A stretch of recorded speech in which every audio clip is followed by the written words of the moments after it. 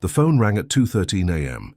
Sarah Winters had been asleep for less than an hour, having stayed up late grading papers for her high school English class. The harsh electronic tone cut through the darkness of her bedroom like an unwelcome intruder. She reached for the phone instinctively, her mind still clouded with sleep. Outside, the October rain tapped against her window, a rhythmic counterpoint to the ringing that wouldn't stop. Her hand found the cool plastic of the receiver. "Hello?" Her voice was raspy, uncertain. "Mrs. Winters? Sarah Winters?"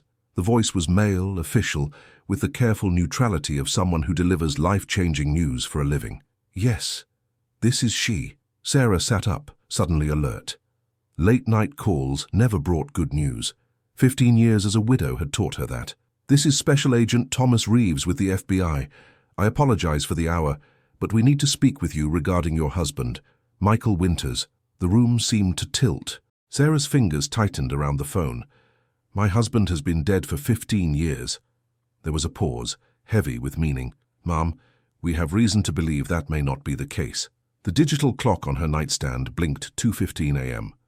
Outside, the rain intensified, drumming against the roof of the house Michael had never seen. What began in Baghdad in 2007 was somehow, impossibly, not over. Millfield, Connecticut, 2007. A small New England town where colonial homes lined streets named after Revolutionary War heroes. Sarah and Michael Winters had moved there just 6 months before he left for Iraq. They had chosen it for the excellent schools, the walking distance downtown, and the sense of permanence it offered. All the things their previous life of constant movement had lacked. Michael Winters was 34 when he disappeared, tall, with perpetually tousled dark hair and eyes that crinkled at the corners when he smiled. He wore wire-rimmed glasses that gave him a scholarly look that belied his profession. As a war correspondent for The Atlantic, he had covered conflicts in Afghanistan, Sudan, and Kosovo. His colleagues described him as meticulous, compassionate, and fearless to the point of recklessness. "Just one more assignment," he'd promised Sarah that March morning at Bradley International Airport. "Then I'll take that teaching position at Columbia." He'd kissed her goodbye at security, his canvas messenger bag slung across his chest, the same bag he'd carried since their days at Northwestern. Inside was his battered moleskin notebook, his passport with stamps from 27 countries, and a dog-eared photograph of Sarah at Montauk Point, her hair wild in the wind. That canvas bag would later be identified among his personal effects, returned to Sarah in a cardboard box that smelled faintly of dust and diesel fuel. Sarah and Michael had met in journalism school, both chasing the same dream of telling stories that mattered.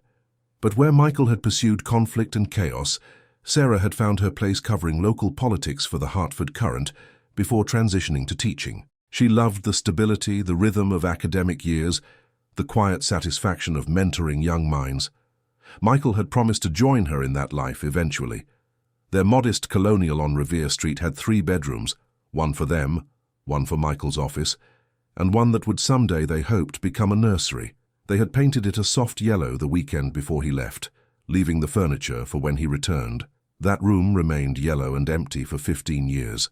Millfield was the kind of town where people still gathered for 4th of July parades and harvest festivals in October, where the local diner, Patty's Place, served the same menu since 1962, and where the owner remembered how you took your coffee. It was a town of porch swings and American flags, of neighborhood watch programs and PTA meetings, the kind of place where tragedy stood out in stark relief against the backdrop of ordinary happiness. The church bells at St. Mary's rang every hour. The high school football team, the Millfield Minutemen, practiced on fields that turned from summer green to autumn gold. Life in Millfield moved with the predictable rhythm of seasons until the day the rhythm broke. Michael had been in Baghdad for 3 weeks when the news came. He had embedded with the 2nd Brigade combat team of the 10th Mountain Division, following them through the narrow streets of Adamiyah. His last dispatch described the tension in the district, the wary eyes watching from windows, the children who had forgotten how to play. His editors praised the humanity in his reporting, the way he made faraway suffering feel immediate and real. On April 17, 2007, the Humvee carrying Michael and 4 soldiers hit an IED. The explosion tore through the armored vehicle, killing 3 soldiers instantly. The 4th died in a field hospital 2 days later. Michael Winters was declared missing. For 6 weeks, Sarah lived in a limbo of hope and dread. She stayed by the phone in the kitchen, a rotary model that Michael had found at an antique shop and restored. She slept on the couch, afraid to miss a call. Friends brought casseroles that congealed in the refrigerator. Her mother came from Rhode Island to stay with her, answering the door when reporters came knocking. Then on May 29th, the official notification: remains found at the explosion site had been identified through dental records as Michael Winters. The military expressed their condolences. The Atlantic published a special tribute issue. Colleagues sent flowers and memories. A memorial service was held at St. Mary's Church, where the pews were filled with journalists who had flown in from around the world. Sarah wore black and accepted condolences with quiet dignity. She listened to stories about her husband's courage, his eye for detail, his unexpected humor in dark places. She nodded and thanked people, and somehow kept breathing. The yellow room remained empty. In the years that followed, Sarah built a life around the absence. She continued teaching at Millfield High School, where her students learned about literature and, indirectly, about resilience. She joined a grief support group at Millfield General Hospital, eventually becoming its facilitator. On weekends, she volunteered at the local library, organizing their local history collection.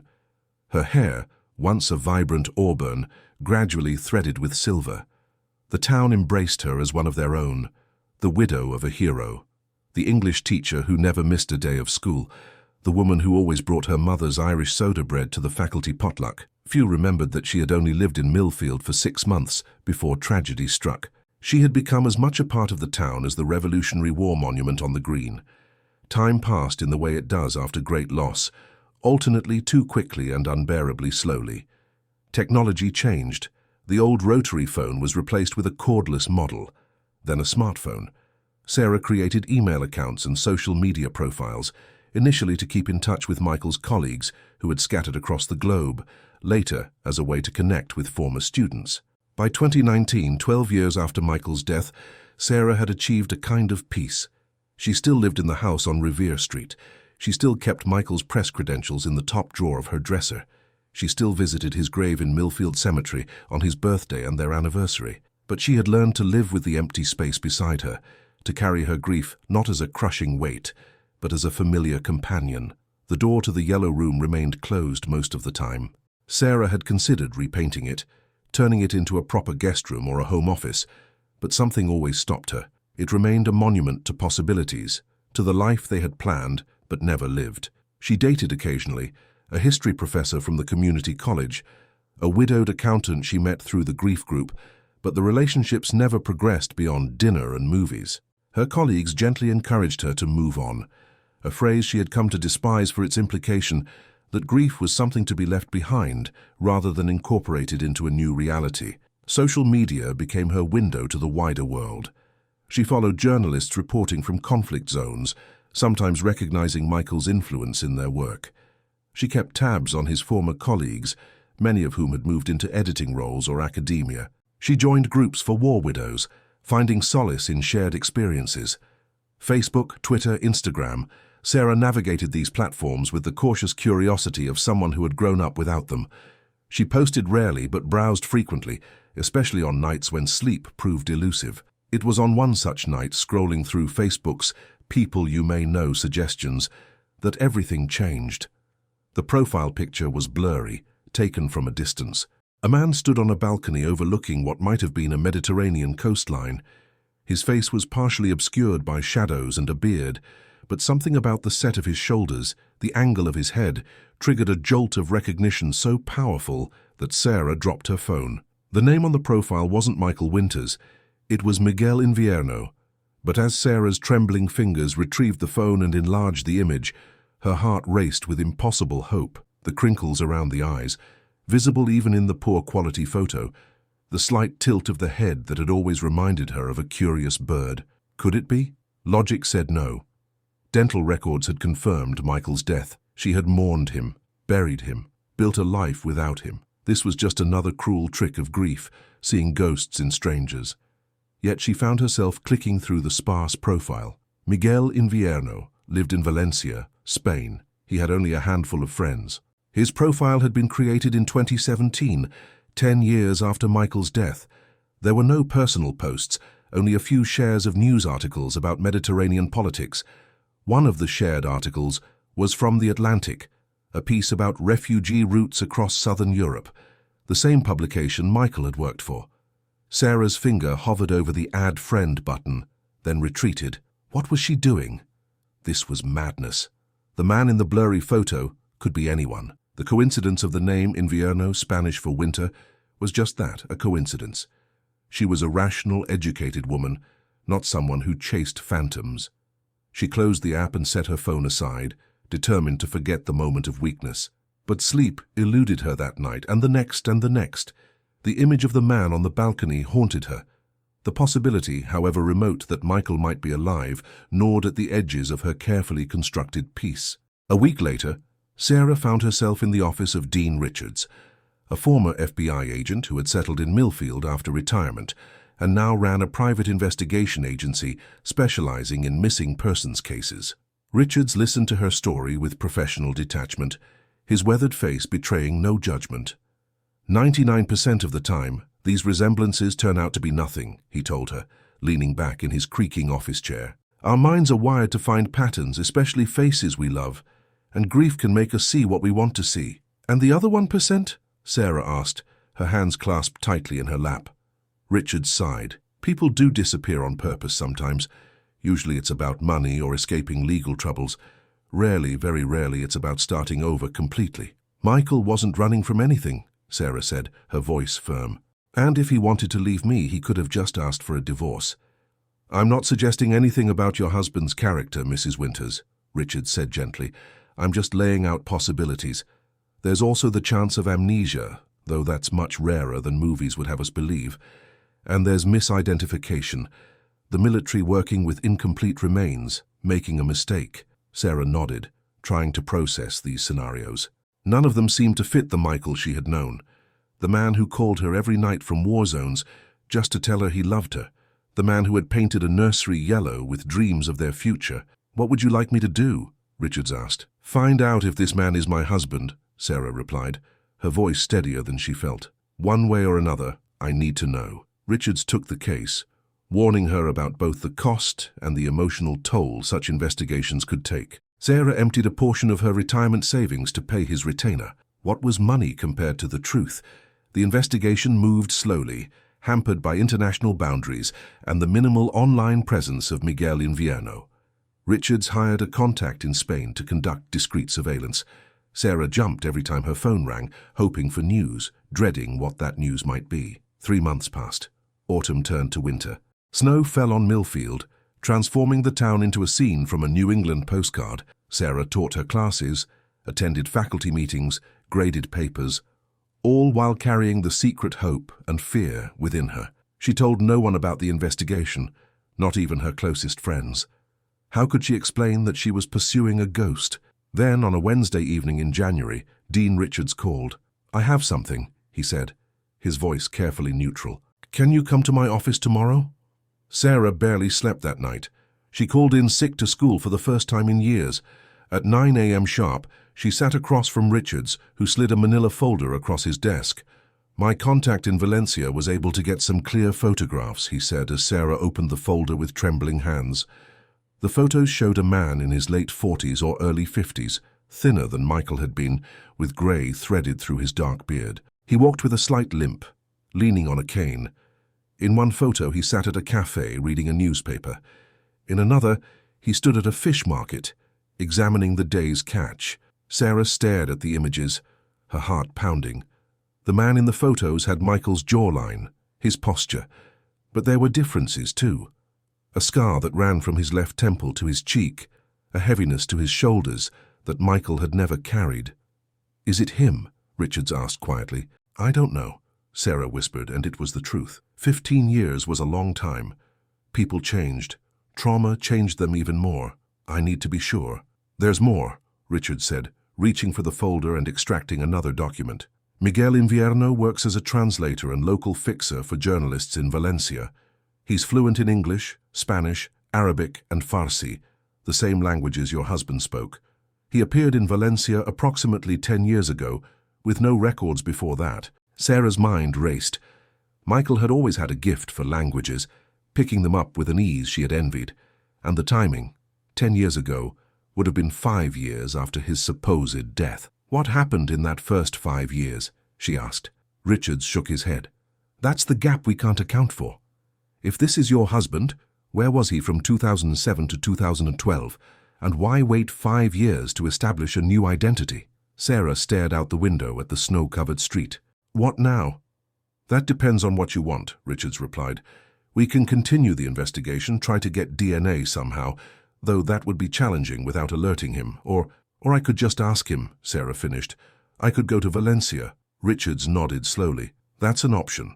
But I have to caution you, if this is your husband, and he's been living under another identity for a decade, there's a reason he hasn't contacted you. You need to be prepared for what that reason might be." Sarah thought of the yellow room, preserved like a time capsule of lost dreams. She thought of the 15 years she had lived as a widow, the grief that had reshaped her identity, as surely as whatever trauma might have reshaped Michael's, if the man in Valencia was indeed Michael. "I need to know," she said simply. "Whatever the truth is, I need to know."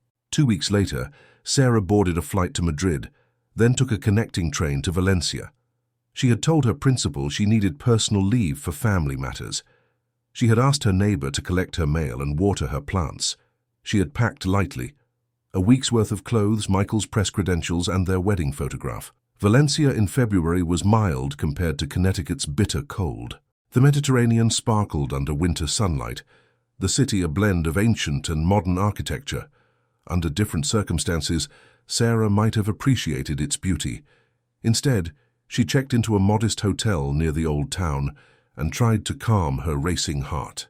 Richard's contact had provided an address, an apartment in a weathered building in the Ruzafa neighborhood, and a routine. Miguel Invierno visited the same cafe every morning around 9, where he read the newspaper and drank espresso. He worked from home most days, but ventured out in the afternoons to a local library or the market. On her first morning in Valencia, Sarah positioned herself at a table across from the cafe. A paperback novel opened before her as camouflage. Her hands trembled so badly that she could barely turn the pages. At 9:10 a.m., a man with a cane approached the cafe. Sarah's heart stuttered in her chest. He moved differently than Michael had, more carefully favoring his right leg. His beard was fuller, shot through with silver. But as he settled at his usual table and adjusted his wire-rimmed glasses, Sarah knew. The way he aligned his coffee cup with the edge of the table, the slight furrow between his brows as he read, the unconscious habit of rubbing his thumb against his forefinger when concentrating. This was her husband. Somehow, impossibly, alive. Sarah sat frozen, unable to move toward him, unable to look away. She had imagined this moment during the long flight, what she would say, how she would approach him. Now all her practiced words evaporated. What remained was a single question: why? She watched him for an hour, cataloguing the familiar and the foreign in his appearance and mannerisms. Then, as he paid for his coffee and gathered his newspaper, Sarah stood on unsteady legs. It was now or never. She crossed the street, her eyes never leaving his face. He had just stepped onto the sidewalk when she spoke. "Michael!" He froze, his body tensing like an animal sensing danger. Slowly, he turned toward her voice. Their eyes met across 3 feet of Spanish cobblestone and 15 years of absence. Recognition flickered in his eyes, followed immediately by something like terror. Then a shutter seemed to fall, and his face composed itself into polite confusion. "I'm sorry," he said in accented English. "You must have mistaken me for someone else. My name is Miguel." His voice was rougher than she remembered, with a slight rasp that hadn't been there before. But it was Michael's voice, the same voice that had read poetry to her on Sunday mornings, the same voice that had called from satellite phones in distant deserts just to tell her he loved her. "Michael Winters," Sarah said, her own voice steady despite the earthquake happening inside her. "My husband. They told me you died in Baghdad 15 years ago." The man, Miguel, Michael, whoever he was, glanced around nervously, then back at her. "Please," he said quietly. "Not here." He led her to a small park nearby, where they sat on a bench beneath orange trees. For several long minutes he said nothing, staring at his hands gripping the handle of his cane. Sarah waited, her patience born from 15 years of waiting. "How did you find me?" he finally asked, his English now unaccented, confirming what she already knew. "Facebook," Sarah replied, the absurdity of it hitting her anew. "A suggested friend. Your algorithm betrayed you." A bitter smile crossed his face. "Technology. I should have known better." "You are Michael," Sarah said, needing to hear him admit it. He nodded once, a small, defeated gesture. "I was. I haven't been Michael Winters for a long time. They identified your remains. There was a funeral. I buried you." Sarah's voice cracked on the last words. Michael, she couldn't think of him as Miguel, looked at her directly for the first time. His eyes were the same deep brown she remembered, but harder now, guarded. "The remains weren't mine. They were Ali's, our translator. He was wearing my jacket when the IED hit. His body was... It was difficult to identify anyone with certainty. You let me think you were dead. It wasn't a question." "Yes." The simplicity of his response was devastating. "Why?" The word contained all the grief, confusion, and anger of 15 years. Michael looked away, toward the distant shimmer of the Mediterranean.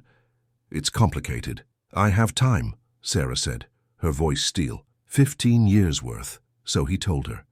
About the explosion that had killed the soldiers and their translator. About waking up in a basement somewhere in Adamia, held by insurgents who thought he might be valuable. About the 3 years of captivity, moved from house to house, city to city, across borders. The beatings, the interrogations, the moments he had prayed for death. "I was in Pakistan when they finally lost interest in me," he said, his voice detached as if telling someone else's story. "They'd gotten nothing useful. I was more trouble than I was worth. One night, the door was simply left unlocked. I walked out and kept walking. Why didn't you contact me? The embassy? Anyone?" Sarah asked. Michael's hand tightened on his cane. "By then I'd been declared dead for over 3 years. You were safe, living your life, and I..." He hesitated. "I wasn't the same person anymore. What they did to me, what I had to do to survive, it changed me. I didn't want to bring that darkness back to you."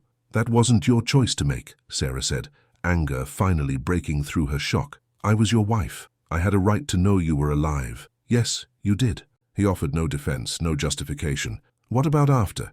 You've been free for what, 10 years? You couldn't pick up a phone in all that time." Michael looked down at his hands again. "The longer I waited, the harder it became. At first, I told myself I needed to heal, to be whole again before I returned. Then years passed, and I imagined you had moved on. Found someone new, been happy." "Happy?" Sarah's laugh was bitter.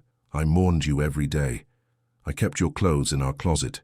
I never remarried, I never even moved houses." Pain flashed across Michael's face. "I'm sorry, I thought I was protecting you." "From what?" "From this." He gestured to himself. "From a broken man who wakes up screaming most nights. From someone who can't handle crowds or loud noises. From a coward who was afraid to face what he'd done." They sat in silence, the weight of 15 lost years pressing down between them. Around them, life in Valencia continued. Children played, couples walked hand in hand, vendors called out their wares.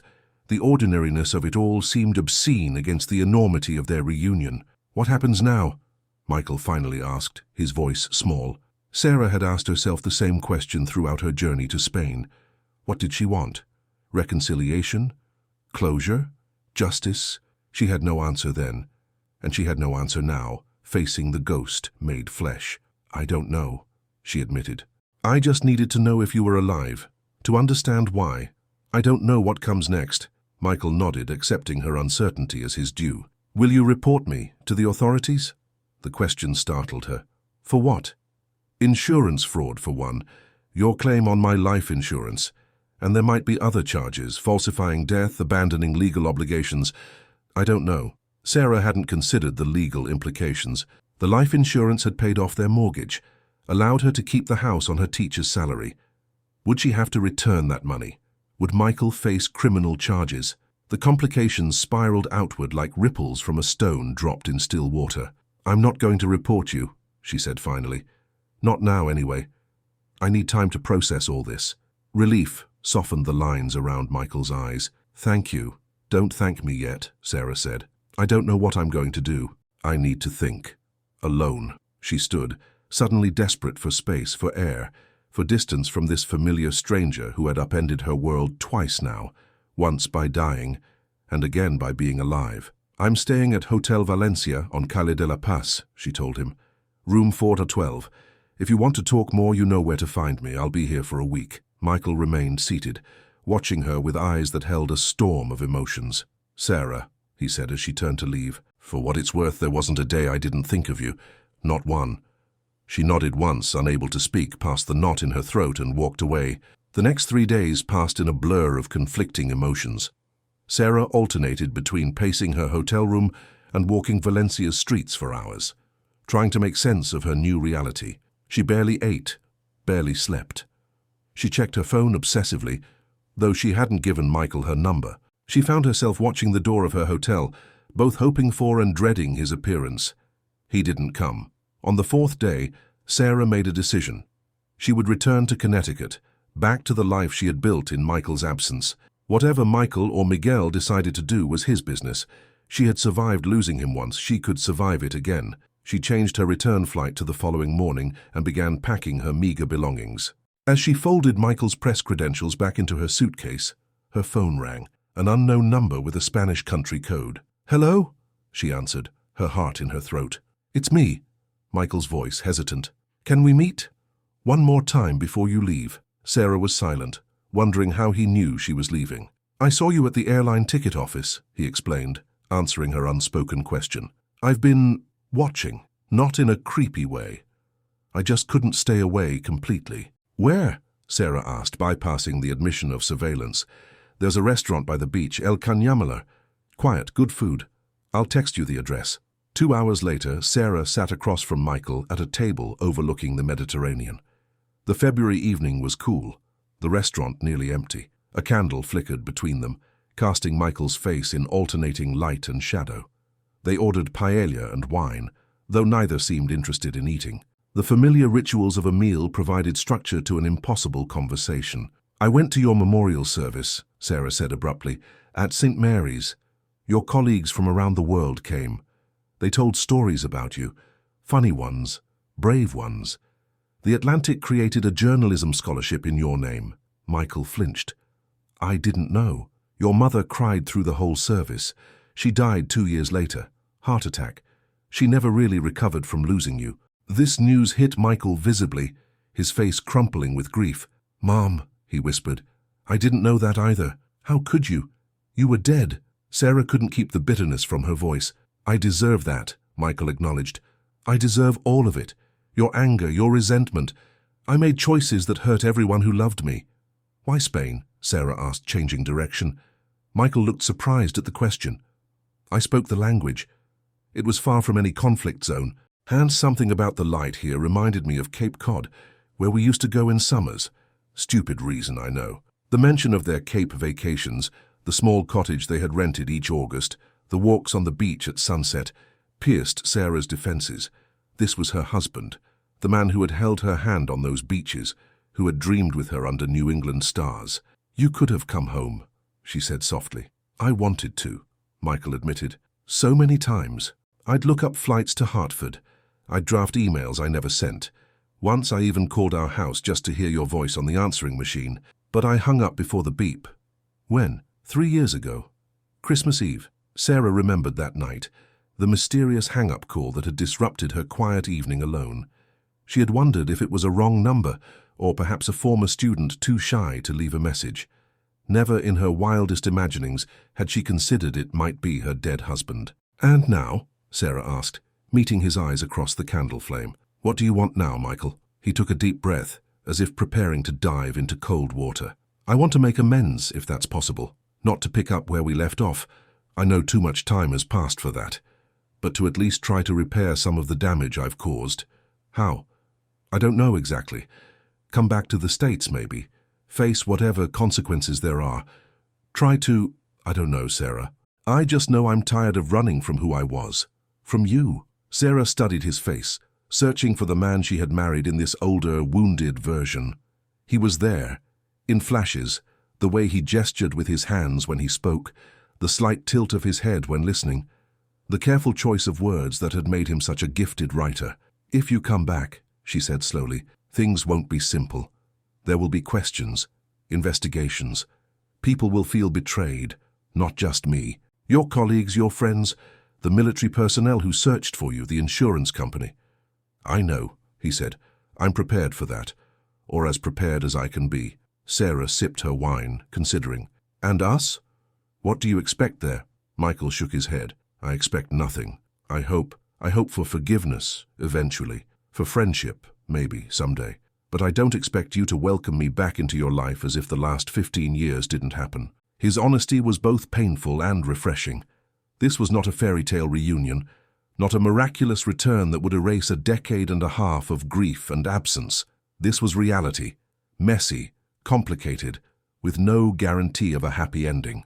I need to go back first, Sarah decided. Alone. I need to figure out how to even begin explaining this to people, and you need to speak to a lawyer before you set foot in the US. There could be serious legal consequences. Michael nodded, accepting her terms. How will we keep in touch? Sarah took out her phone and created a new contact. Give me your number. Your real one, not whatever burner phone you called me from earlier. He recited the digits, watching as she typed them in. Michael Winters, she said as she saved the contact, the first time she had spoken his full name to him directly. Not Miguel Invierno. Your real name. Something shifted in his expression. A tension releasing, perhaps, or a burden being acknowledged. Yes, he said. Michael Winters. They finished their meal mostly in silence, the enormity of their situation making small talk impossible. When the bill came, they both reached for it, their hands brushing briefly. Sarah withdrew hers, allowing him to pay. Outside the restaurant, the Mediterranean breeze carried the scent of salt and distant flowers. They stood awkwardly, neither quite ready to part, neither knowing how to stay. My flight is at 10 a.m. tomorrow, Sarah said. I should get back to the hotel. Michael nodded. Can I walk you? At least partway. She hesitated, then agreed. They walked side by side through the quiet streets of Valencia, not touching, not speaking. The silence between them was heavy with unspoken words, with 15 years of separate lives, with possibilities both terrifying and tantalizing. At a busy intersection a few blocks from her hotel, Sarah stopped. This is far enough, she said. I can manage from here. Michael looked as if he wanted to protest, but nodded instead. When will I hear from you? When I've had time to think, to decide what this means. I don't know how long that will take. He accepted this with the patience of a man who had waited 15 years already. I'll be here, or wherever you need me to be. Sarah studied his face one last time, memorizing the new lines around his eyes, the silver in his beard, the scar that hadn't been there when she last kissed him goodbye at an airport security line. Then, acting on impulse, she reached into her purse and extracted their wedding photograph, the one she had carried across an ocean just for this moment. I brought this for you, she said, holding it out, to remind you of what we lost, and maybe what we might find again, in some new form. Michael took the photograph with trembling hands. His thumb brushed over the image of their younger selves, smiling in the Connecticut sunshine, full of hope and plans. Thank you, he whispered, his voice thick. Sarah nodded, suddenly unable to speak. She turned and walked away, not looking back, though every step required conscious effort. Behind her, she knew Michael was watching, just as he had watched her from shadows and distances for days. The call came at 2:13 a.m., 5 weeks after Sarah returned to Millfield. She had been asleep for less than an hour, having stayed up late grading papers. Outside, a spring rain tapped against her window. Mrs. Winters. Sarah Winters. The voice was male, official. Yes, this is she.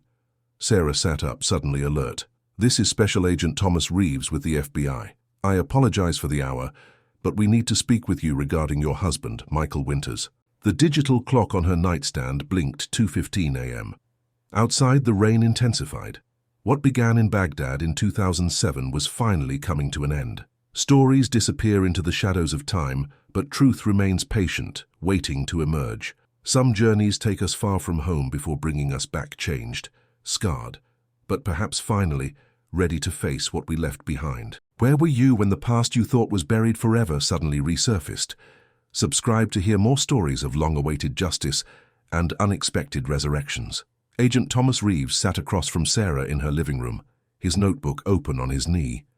Dawn was breaking over Millfield, painting the sky in shades of pink and gold that seemed inappropriately beautiful for the conversation taking place. Let me be clear about what's happening, Mrs. Winters, Agent Reeves said, his voice measured and professional. "We received intelligence from Interpol about an American citizen living under a false identity in Spain. That intelligence included facial recognition matches to your husband, Michael Winters, who has been legally declared dead since 2007. Sarah nodded, unsurprised. After returning from Valencia, she had waited, watching her phone, half expecting this very call. She had considered contacting authorities herself, but had held back, giving Michael time to make his own decisions. "What I need to know from you," Reeves continued, "is whether you have any knowledge of your husband's whereabouts or his activities over the past 15 years. The question hung in the air between them. Sarah had prepared for this moment, rehearsed what she would say. Still, the weight of the truth pressed heavily on her chest. "I learned that my husband was alive approximately 6 weeks ago," she said, her voice steady. "I traveled to Valencia, Spain, and confirmed his identity in person. We spoke twice during my week there." Reeves's expression remained neutral, but his pen moved quickly across his notebook. "And you didn't report this to authorities?" "I needed time," Sarah replied simply, "to process what this meant, to decide what to do." "Did he explain why he allowed you and everyone else to believe he was dead for 15 years? Sarah looked out the window at her small backyard, where spring bulbs were pushing through the soil, life returning after a long absence. "He was captured in Iraq after the IED attack, held prisoner for years. When he finally escaped, he was damaged, afraid to return to his old life. We'll need a full statement," Reeves said, "and likely testimony if charges are filed. Faking one's death, insurance fraud, these are serious matters, Mrs. Winters." "I understand. Is he planning to return to the United States?" Sarah hesitated. In their brief phone conversation since her return from Spain, Michael had spoken of consulting attorneys, of finding the courage to face the consequences of his actions. But plans remained nebulous, theoretical. "I don't know his exact intentions," she answered truthfully. "He expressed a desire to make amends, but I can't speak to specific plans." Reeves studied her face, seeming to weigh her sincerity. "We've been in contact with Spanish authorities. They're monitoring the situation but have not detained him. This is unusual, Mrs. Winters. Most cases like this involve financial crimes, identity theft, running from the law. Your husband's situation is more complex." "Yes," Sarah agreed, "it is." After Agent Reeves left, promising to return with more questions and likely more agents, Sarah sat in her kitchen, watching the morning light spread across her countertops. The same kitchen where she had waited by the phone for news of Michael 16 years earlier. The same house they had chosen together, full of plans and promises. Her cell phone rang. Michael's number. She had saved it under his real name, an act of stubborn reclamation. "They're here," she said by way of greeting. "The FBI." "They know." "I know," Michael replied, his voice calm. "I got a visit from the Spanish police this morning. Courtesy call, they said. They're not arresting me yet, but they're watching. What are you going to do?" A pause, then. "What I should have done years ago. Come home and face the music." Sarah closed her eyes, emotion washing through her. "Are you sure?" "No," Michael admitted with a small, strained laugh. "I'm terrified. But I've been a ghost for 15 years, Sarah. So I'm tired of not existing." "When?" "I've booked a flight to New York for next week. My lawyer thinks it's better if I enter the country voluntarily, with legal representation already in place. He's arranging for me to surrender to federal authorities upon arrival."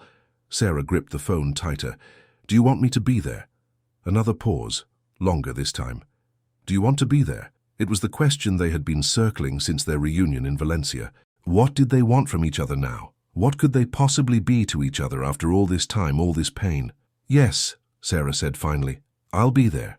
The week that followed passed in a surreal blur. Sarah took a leave of absence from school, citing family emergency. The truth, though no one could possibly guess its nature.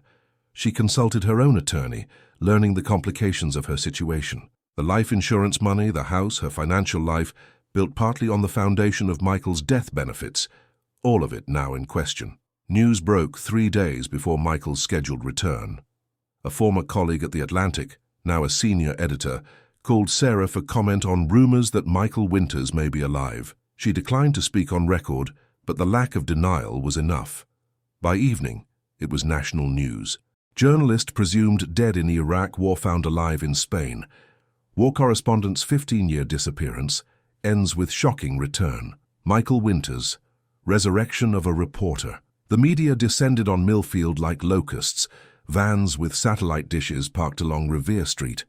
Reporters knocked on Sarah's door at all hours. Former colleagues, friends, even distant acquaintances called, offering exclusive interviews, book deals, documentary options. Sarah retreated to a hotel in Hartford, her location known only to her attorney and Michael's legal team. From this temporary sanctuary, she watched the story unfold on cable news and social media, a strange observer to her own life. Michael's editor at The Atlantic, now the publication's editor-in-chief, issued a statement expressing shock and cautious joy at the news, while acknowledging the serious questions that remained unanswered. The Pentagon announced an investigation into the misidentification of remains. The insurance company that had paid Sarah's claim declined to comment beyond confirming they were looking into the matter. Through it all, Sarah and Michael spoke daily. Brief conversations focused on logistics and legal matters, rather than the emotional chasm between them. What could they possibly say that would bridge 15 years of separate lives, of grief and survival? On the day of Michael's return, Sarah drove to New York with her attorney, Mark Leibowitz, a college friend who had put his entire practice on hold to help her navigate this unprecedented situation. They arrived at JFK 3 hours before Michael's flight from Madrid, passing through a gauntlet of reporters with a brief no comment. In a private conference room provided by airport authorities, Sarah waited with Michael's legal team, a criminal defense attorney named Elaine Chen and an international law specialist, David Acker. FBI agents and representatives from multiple government agencies waited in an adjacent room. Outside, the press gathered in anticipation of the most unusual homecoming in recent memory. "You don't have to be present for the surrender," Chen reminded Sarah gently. "It will be difficult to watch." "I've been watching difficult things for 15 years, Sarah replied. "I can handle one more." The flight landed on schedule. Michael would be allowed to deplane before other passengers, escorted by air marshals who had been notified of the situation mid-flight.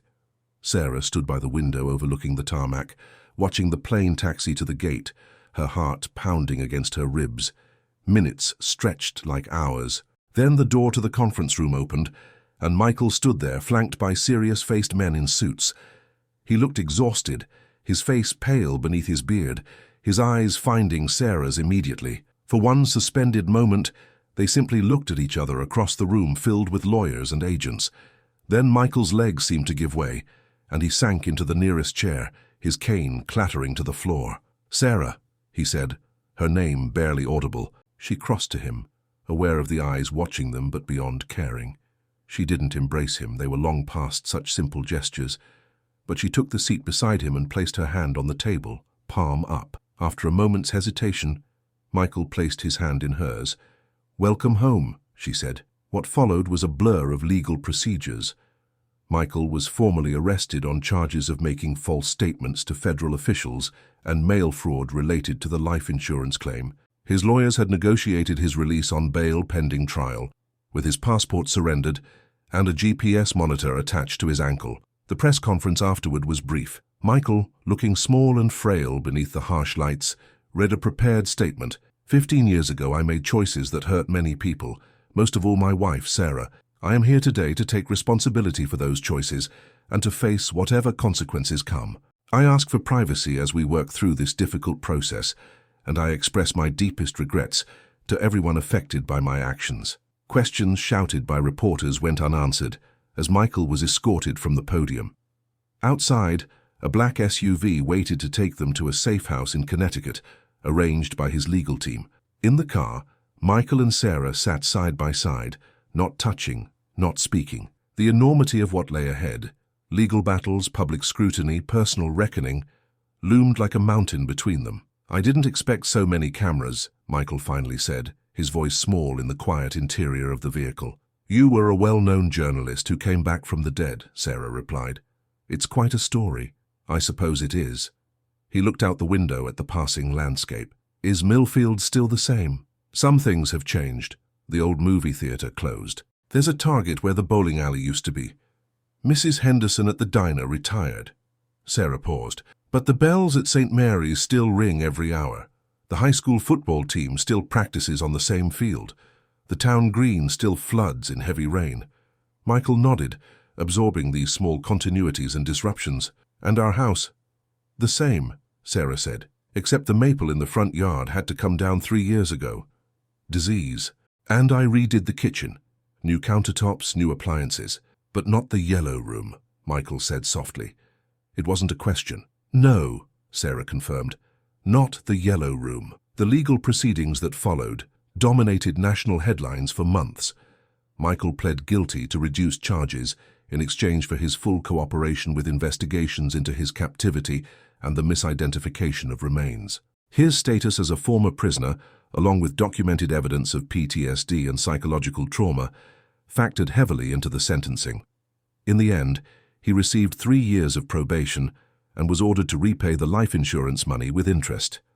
Sarah, deemed an unwitting victim rather than an accomplice, faced no legal consequences, though the financial impact was significant. The house on Revere Street, fully paid off with insurance money that now had to be returned, would have to be sold. Throughout the legal proceedings, Michael stayed in a rented apartment in Hartford. Sarah remained in the Millfield house, packing up 16 years of life, 1 room at a time. They saw each other primarily in courtrooms and lawyers' offices, their personal relationship suspended in an undefined limbo, while the machinery of justice ground forward. The press eventually moved on to fresher scandals, though documentary filmmakers and book publishers continued to pursue them with offers. Michael declined all interviews, focusing instead on his twice-weekly therapy sessions and the memoir his lawyers had encouraged him to write, not for publication, but as part of his healing process. 6 months after Michael's return, with legal matters largely settled and the house on Revere Street sold, Sarah found herself at a crossroads.